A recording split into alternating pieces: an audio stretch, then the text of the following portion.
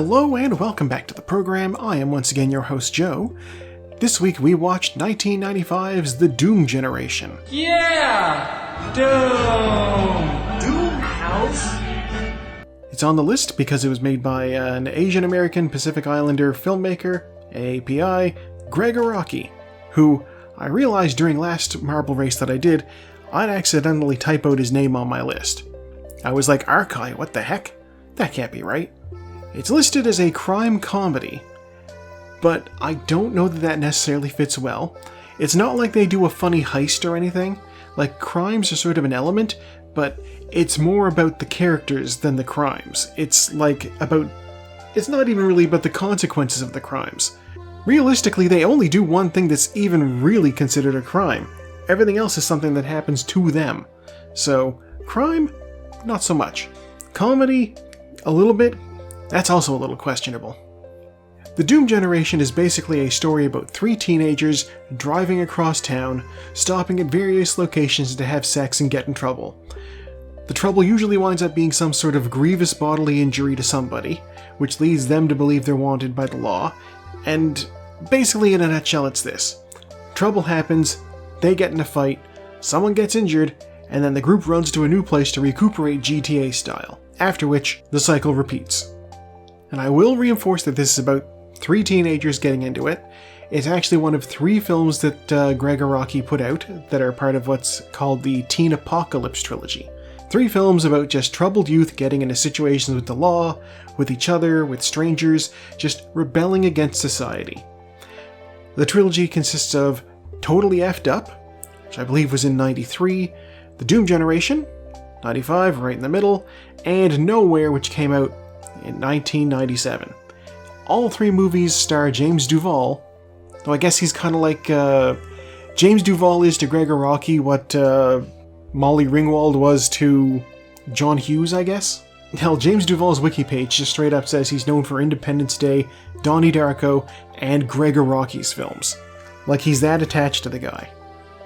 Also, they lean into the apocalypse part of the name because the number 666 just comes up all over the place in this. Like the first time you're like, oh, that's kind of cute. But the time it happens like fourth time, you're like, okay, sure, I get it.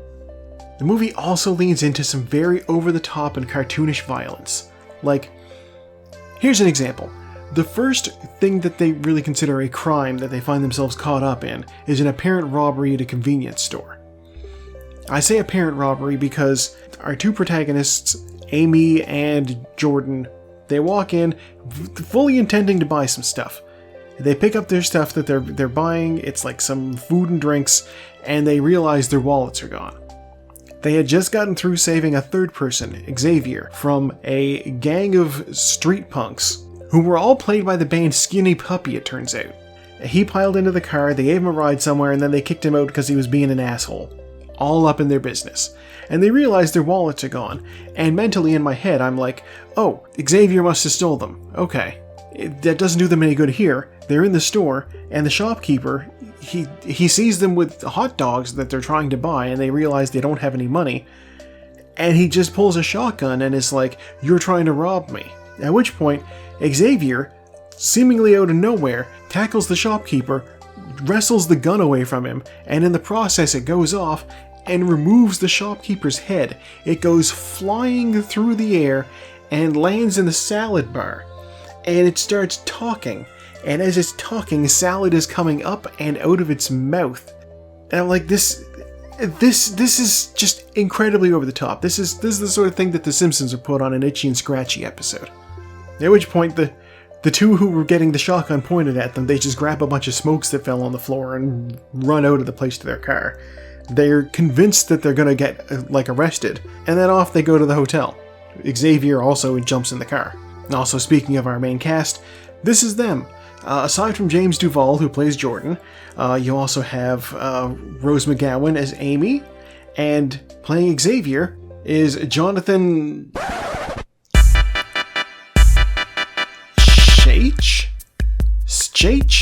Shech? Whatever, I don't know. I'm gonna say Shech. Yes, those are our protagonists. Amy, Jordan, and X. Now, the film's tagline is a heterosexual movie by Greg Araki.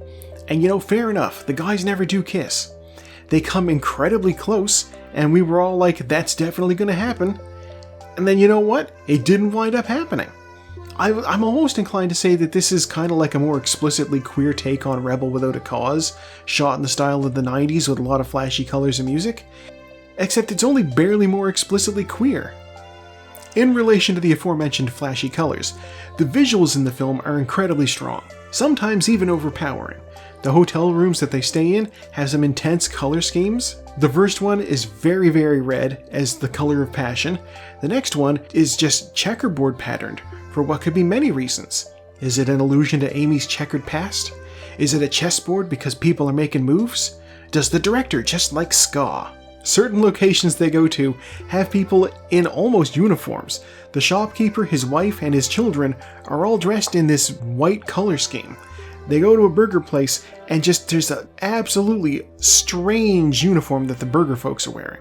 There's a conference room with a bunch of suited cops at it. Like straight up, the FBI is on this for some reason. I swear to God, this table is so skinny that it's like forcing perspective to make the room look long. And of course there was whatever the Yo-Yo Jo scene was. This film is not shy about what it's trying to portray. A gaggle of horny teenagers getting wrapped up in trouble together. I know writers who use subtext and they're all cowards. Yes, as I said, a heterosexual movie by Greg Araki. The boys never kiss, but they come very close. There's a number of close-up scenes where they're just in each other's faces and talking about sex, like, just intensely. It's bordering on bait. Like, look at this shot here. These two actors needed to act with nothing but their faces, this close, saying the most sexually charged material, and they absolutely nailed it. Some veteran actors would struggle with something like this, but these folks nailed it. I also mentioned colors earlier. Hell, the characters' names are even allusions to colors, with some very strong themes. We got Amy Blue, we got Jordan White, we got Xavier Red. This is not subtle.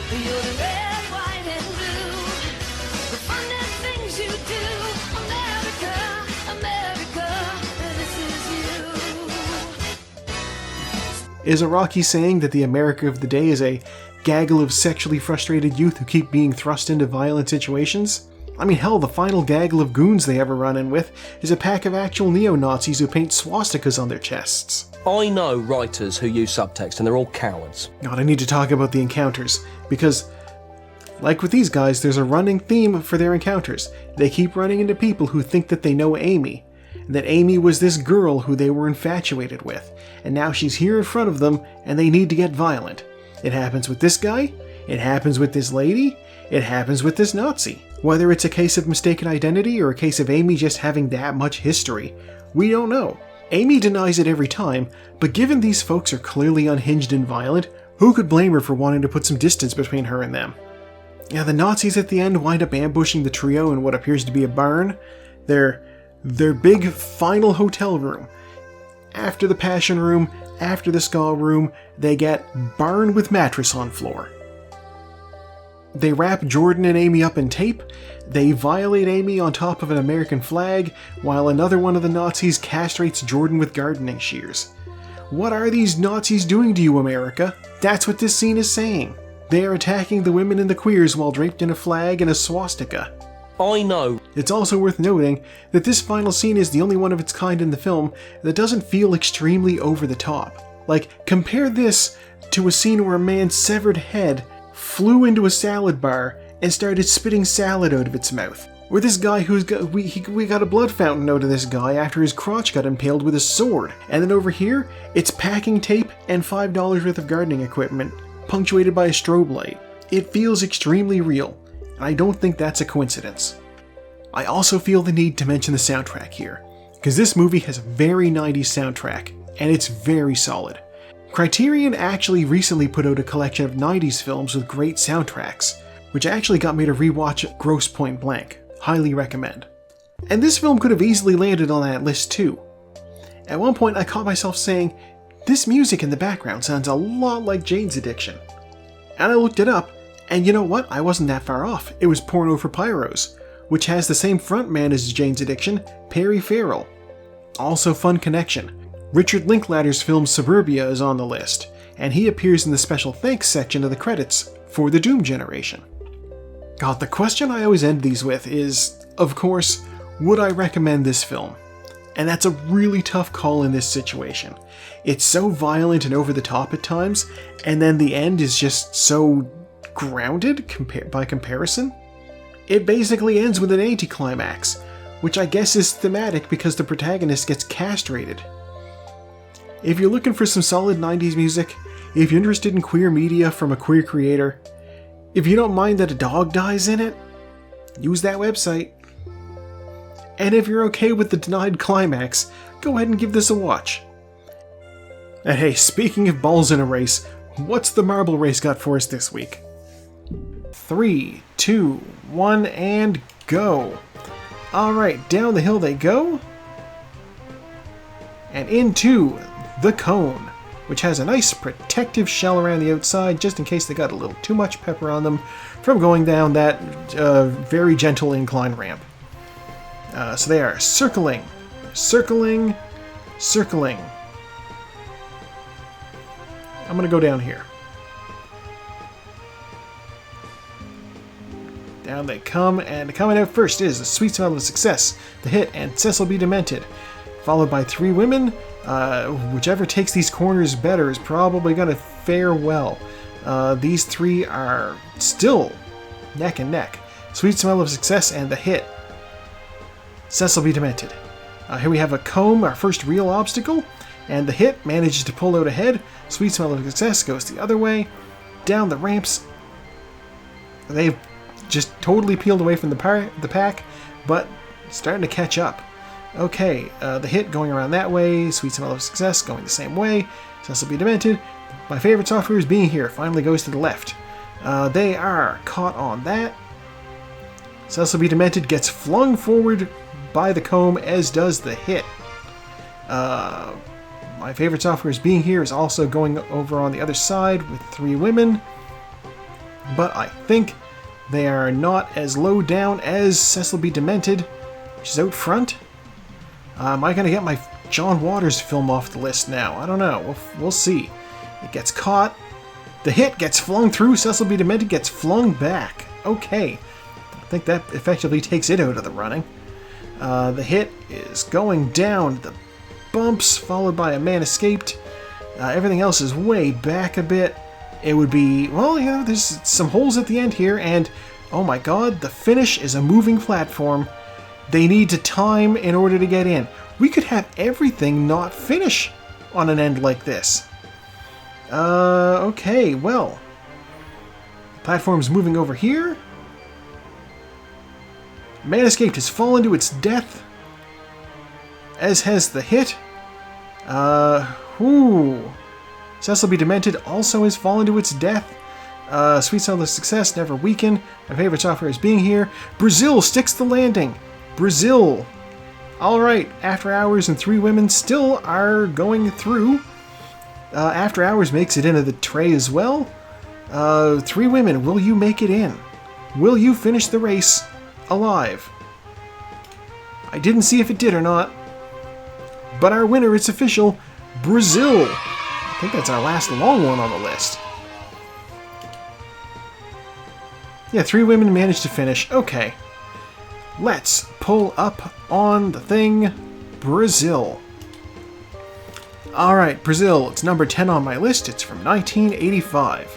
It's on the list because it's one of Andrew Garfield's movie picks from the Criterion Closet when he came in. It's directed by Terry Gilliam, of course. It's a dystopian comedy. 7.8 out of 10 on the IMDb. It is 2 hours and 22 minutes long. It's going to be a long one. I knew this was a long one, but also, as I understand it, Brazil is one of Gilliam's more critically acclaimed films, but also he went way over budget, so while it is something that is very good, it is something that is not very profitable. Which I guess was also the problem with his take on the adventures of Baron Munchausen. So, that'll be an interesting watch. Gilliam does know how to make a good film, even if he's kind of a tool in real life.